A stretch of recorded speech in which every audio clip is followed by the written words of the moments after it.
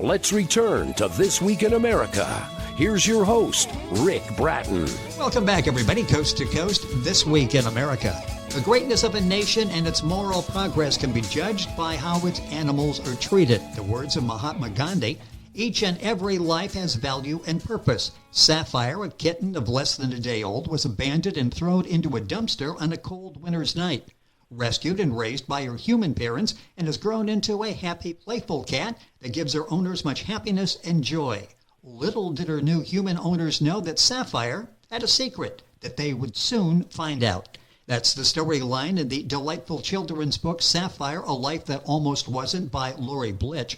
Lorrie has an impressive and diverse career in nursing and as a business owner. She's the owner of Magellan Christian Academies for the past 20 years in Phoenix, Arizona and Jacksonville, Florida. Her schools have won numerous awards, including Declaration of the Magellan Day by the mayor of Jacksonville, Florida.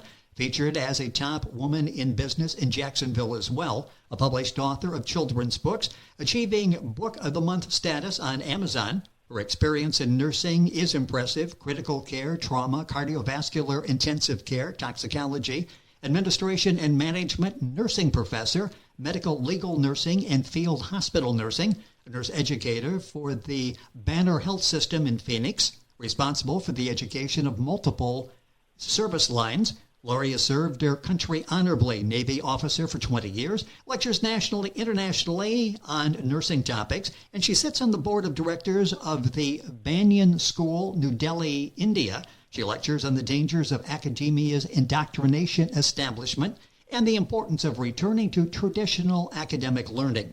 Lorrie Blitch, author of Sapphire, A Life That Almost Wasn't, is our special guest on This Week in America. Lorrie, welcome to the program. It's great to have you with us. Well, good morning out here in Phoenix, and good afternoon to you in Florida. Yeah, thank you for having me on. We've got a couple hours head start on the day here, but you've got a couple more hours at the end of the day, so it probably all works out when it's all said and done. What an impressive background and so many topics that we can talk about. And we'll focus on the book today because it's such a delightful book that is really impacting not only children but adults all across the country. But I'm fascinated by the business background that you've involved yourself in and your success in doing that. Talk about the business that you own, because talk about touching lives. You're doing it in a very special way with these children. Yes, I do. We've literally had thousands of students that come through our doors that have graduated from our kindergarten prep program, and they go on to elementary school, and some of them just bypass kindergarten altogether, and once they test and go to the first grade. But we take the academics seriously, because education is very, very important at an early age to children, rather than just parking them in front of a TV, but putting them in a classroom where they can learn, we teach them also science and math at a very young age to develop that part of their brain. So, but yes, we've had thousands of students, and each year we graduate, and my numbers out here in Phoenix have really grown, the number of students that we graduate. One of my campus alone, I graduate almost 60 students every year that go on to kindergarten, and some of them bypass kindergarten and go to first grade. So we teach Christian values at our school, because it is Magellan Christian Academies.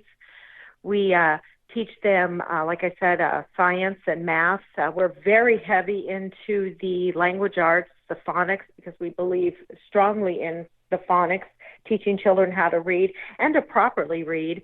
So we don't always follow by what other schools do. So we've had great success in that. So I take pride in this, and my teachers and my administration, they're absolutely wonderful, and they do a great job. And you should take pride in what you're doing. Again, as I say, impacting so many children and giving them the proper foundation to go on to a successful educational career and also go on into the professional lives after they graduate. So many people start businesses. Some are successful, some are not. You've been incredibly successful in a number of ways with your business. What are some of the keys that you feel are important to having a successful business, maybe keys that you've implemented during your career? Well, opening this company 20 years ago, it takes a lot of thought to go into it, and you just can't walk into a bank and say, hey, I need a loan. They want to look at mission statements, values, philosophy. They want to look at a lot of different things before they would even give you a business loan. But one thing that I think a lot of Americans look at is, you have these infomercials on TV where you see somebody who has this beautiful South Florida home. This man or this woman are sitting in their backyard of this South Florida home with a yacht in the backyard and a Lamborghini in the driveway. Yes. They said, be your own boss, own your own business. And there's no resemblance to what business owners can aspire to. Yes. And but the things that it really takes, and the vast majority of businesses go under the first 2 years, but it takes a tremendous amount of hard work, dedication, getting up in the morning, and even when you don't want to do it, you just have to force yourself to go back in there, get back in the fight, and just keep moving forward, staying very focused and disciplined. It takes a tremendous amount of capital to get into a business, depending on what type of a business you get into. So you have to be intimately involved with your business. It's not a business owner where you can just leave it and let your employees run the business. You have to be very involved into the business, every aspect of it. So a business takes a lot of hard work. It takes a lot of dedication, and it takes a lot of capital in a business. And also businesses ebb and flow when the economy, yes. each several years we go into a recession, and then we come out of a recession. So you have to be a smart business owner to weather those times when the economy is not as good. So it takes a lot of ingenuity on the part of a business owner to keep it going. Talk about the evolution of your business. I'm sure what it is today is not necessarily what it was 5 years ago, 10 years ago, probably not even close to what you imagined when you started the business. Talk about being flexible, being able to adapt as situations change. It does. And, the regulatory environment of both the federal government and state governments have a tremendous impact on businesses. And I know a lot of people, even just looking at minimum wage, when people, hey, let's raise minimum wage, excuse me, let's raise minimum wage to $15, $20 an hour, but they don't understand on the business side of it, it has an impact. And they look at, well, let's pay them all $15 an hour. Well, that's great, and that's wonderful in theory, but in practice, in reality, it's not very feasible, especially when you have a lot of fast food places where they, that price of a hamburger last week when minimum wage was $10, now it's $15 this week. Well, now the price of that hamburger goes up by another $1.50 this week. So in reality, they're not really making any great strides. They're really actually losing money in the long run. But most people don't see that. They just see what's right before them, and they don't see the whole picture.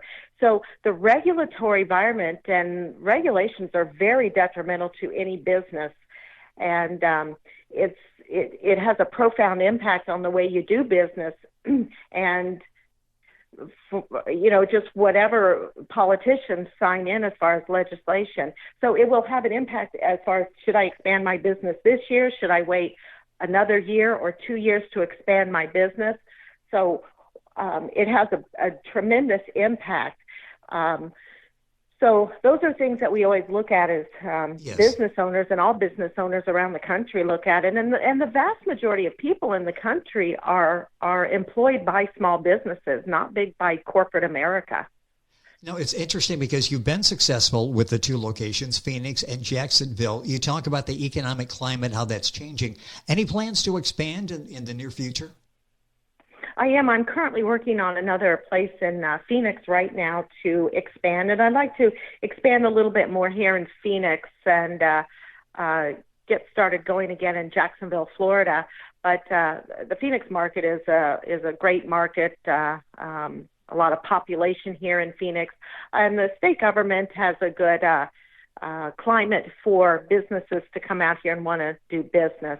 So that's a big, important decision for any company to want to relocate to a state is what the business climate is of that state. With us on the program is Lorrie Blitch. She's the author of the delightful children's book, Sapphire, A Life That Almost Wasn't. So successful in other aspects of her life besides the publishing. We'll talk about the book here in a second, but business success, great success in the career of educating children. Also, I mentioned in the beginning, Banner Health System in Phoenix. You're very instrumental in the success they are having in teaching people. Talk about your work with Banner. Well, currently I'm a nurse educator at the Banner Health System in Phoenix, Arizona. It's a pretty large health system. It has about 28 hospitals. They're building another one currently. And they have a pretty robust education for their nurses and other employees that come aboard Banner. I'm involved in the education of multiple service lines. And not only that, I cross over things outside of nursing into many other departments that I help out with education. Education is so fundamental to any company. You have to have education so that people can be able to do their jobs adequately, especially in hospitals where you can improve patient outcomes. I partner with physicians that come aboard Banner and to help them get education going so that we could educate our other staff and the nurses. And the patient outcomes are so much better. The communication between the entire team is greatly improved. Resources are put out there. So I have found it's been a really good collaborative approach. But Banner, again, is very supportive of education, and it's really quite a blessing to work here. Someday when you've got, 2, 3, 4 hours, we could get together again and talk about education, and another couple of hours talking about business. So many fascinating aspects of your life. Lorrie Blitch with us on the program, author of the book Sapphire, A Life That Almost Wasn't. So let's talk about these cats. How did this whole inspiration for this charming children's book come about?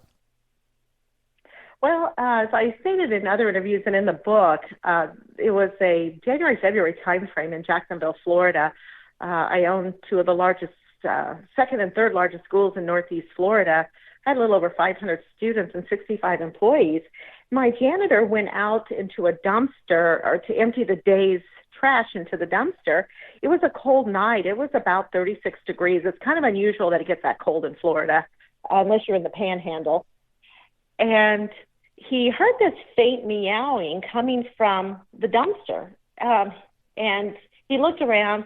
It was kind of rustling the leaves on the trees, and so he put the lid down. He tried to go back to the school, and then he looked down. He hadn't emptied all the trash. He went back, opened it, the lid up, and he heard it again, this meowing. He looked to his right, and he saw this little tiny box that had been intentionally taped.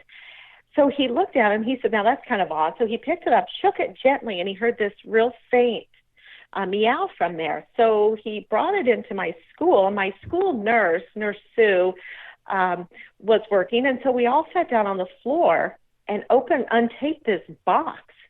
And when we opened it, these two tiny little kittens, they had to have been born that day.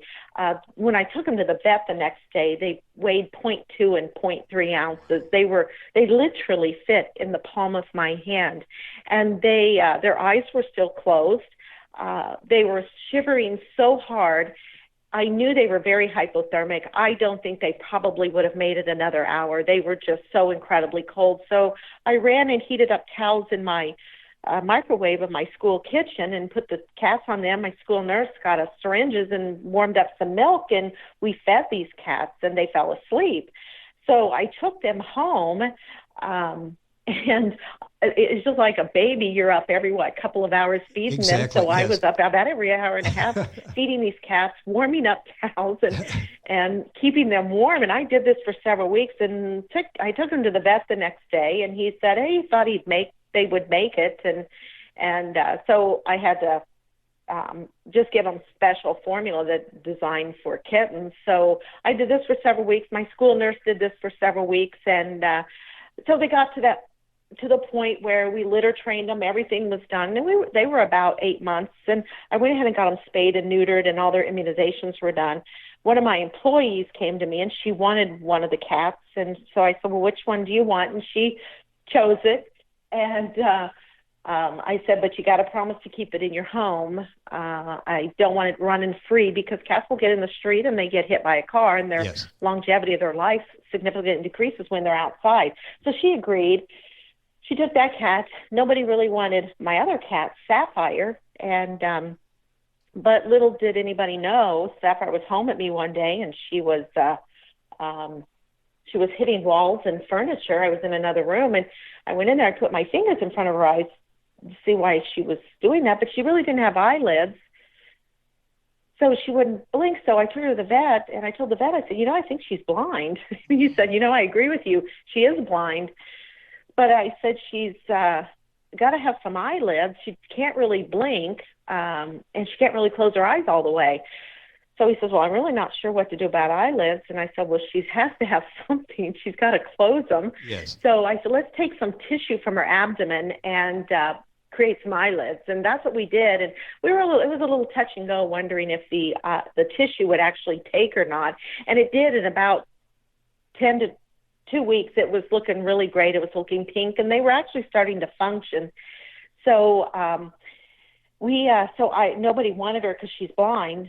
And so I decided to keep her. But as I said in previous interviews, that's not been her limitation whatsoever.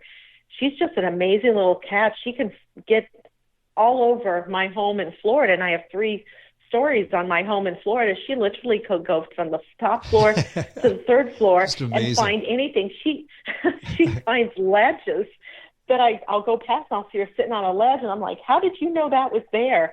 So she's really been an amazing cat. She's the sweetest cat. And I have another cat, Cashmere, and he was a little jealous of her at first, but I think he teaches her some pretty bad habits. You have to keep them apart as much as possible. You don't want them talking, or you've got double the trouble with that. Time is going by so quickly. Lorrie Blitch, our guest on the program, talking about her book, Sapphire, A Life That Almost Wasn't. Talk about some of the themes, some of the issues that you bring up in the book. The book is entertaining. It's not designed. It doesn't read like an educational book. It's entertaining, but you get lessons as you're reading. Talk about some of the themes that you discuss in the book, because many of them are relevant today in the real world. It is. It talks about the value of life. And we see the debasement of life every day in this country anymore. And it's actually escalated. It's getting worse. And I'll just speak for this country, but also the world. But I'm just going to keep it on this country. We have just seen the debasement of life. Politicians signing in legislation to devalue life.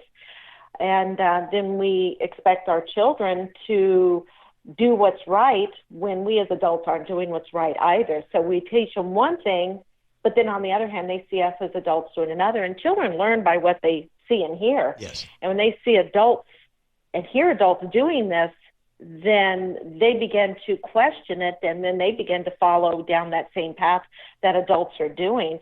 And, you see anymore people going in, shooting up schools. They'll shoot up anything, going into a mall, going into concerts like what happened in Las Vegas and things of that type.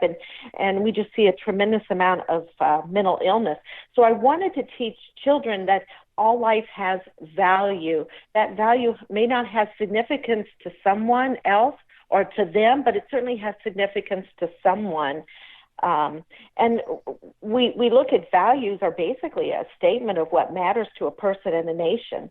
And as morality goes, people tend to become more uncomfortable in their environment. And what we've done is we've just devalued life so much, and we've kind of airbrushed God out of the public arena. And now we've got a toxic brew that's happening in this country. And so at least we have to start with our children when they're young, so that we can teach them the value of life, and also that not only just the value of life, but every life has human dignity to it.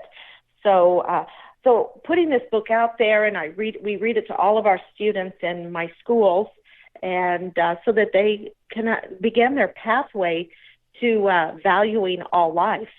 Now, the book is so well received. The book is Sapphire, A Life That Almost Wasn't by Lorrie Blitch, our guest on the program. You can link on and get information by going to our website, This Week in America. In just a second, we'll tell you where you can find the book. A couple minutes left in the program. I would think this book is ripe for a sequel. Any plans to do more of the story? I do. I'm expanding a little bit more on the story, talking about Sapphire, kind of her adventures being a blind cat and the surgery on her eyes, and providing good medical treatment for animals is very important. So that is my sequel. It's coming out in about 2 months. I'm just about done with it. I've had to go back and change a lot of things on it because it just wasn't quite flowing the way I wanted it to. But yes, that's my plans with having the sequel on that book.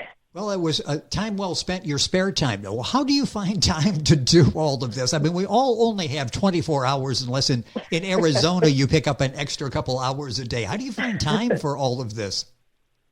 Well, one thing in the military they taught me as a naval officer for 20 years is that you got to stay incredibly focused and disciplined.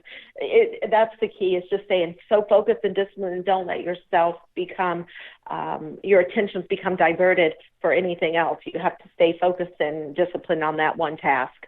Where is the best place for people to go to get information on the book, Sapphire, A Life That Almost Wasn't? They can get it at all your major retails. You can get it at Barnes & Noble, Books A Million. You can also get it on Amazon and Walmart, Target. Everybody, all the big retailers do have it, and many other places online, thrift books, etc. It's in many different languages around the world. So that's where they can purchase that book from. And I know Amazon, a lot of times it'll be sold out on Amazon, but then it's on print demand anyway. But they can get it pretty much from any of the big retailers. And you'll find a lot of those links at our website, thisweekinamerica.us. And just a minute or so left here, but you dedicate this to the school nurse. You talked about her, a very special person, someone I would think as an employer, a very special person to have working for you, what she represents. And you really do a nice job in dedicating the book to her. I do. My sequel, I'd asked permission from her husband, Dan, and her daughter, Danielle, who actually was a student in our school and graduated from our kinder prep program years ago. I asked both of them if it was okay that I dedicated it to Nurse Sue, and they said yes. Nurse Sue had worked for me for about 12 years or so. She was a wonderful soul, and she just recently died this past January of cancer. And she was just a tremendous soul, and she was a good employee, a hard worker. And she also, with her daughter Danielle, helped raise these cats that we found. So she and I went back and forth for months raising these cats together. And so when I sat down with this book and to write it, I knew immediately I wanted to dedicate it to my school nurse, Nurse Sue. Like I said, she was the kindest, gentlest, nicest soul. So there's a wonderful place in her in heaven right now. Well, what a legacy she left, and I'm sure touching so many kids and their families throughout her career and working for you. 30 seconds or so left. What are your plans? Anything else you're working on? The book and the sequel is almost done. You've got everything else. Any other projects you're involved in? Yes, actually I am. I'm currently working on a screenplay for this book so that we can get it into a cartoon for children. Nice. Teaching them the value of life. And so my goal is to write some more children's books and just kind of move along that path with it and turn those into screenplays. So those are kind of my current goals that I have right now. Well, it's just amazing all the success that you have had in your businesses and education in particular, and working with so many young people and molding their lives. Sapphire, A Life That Almost Wasn't, the book we're talking about by Lorrie Blitch. You can Google that. Lorrie is Lorrie. Go to our website, thisweekinamerica.us. You can link on directly to get information on Lorrie's book. Lorrie, the time went by way too quickly. Hopefully we can do this again. So much more we can talk about. Thank you for being with us on the program today. Well, thank you, Rick. It was a pleasure being on your show. It was great having you with us, Lorrie Blitch. Our guest, the book Sapphire, A Life That Almost Wasn't. Information, of course, on our website, thisweekinamerica.us. And we're back on today's program after these messages. You're listening to This Week in America with Rick Bratton. More after this.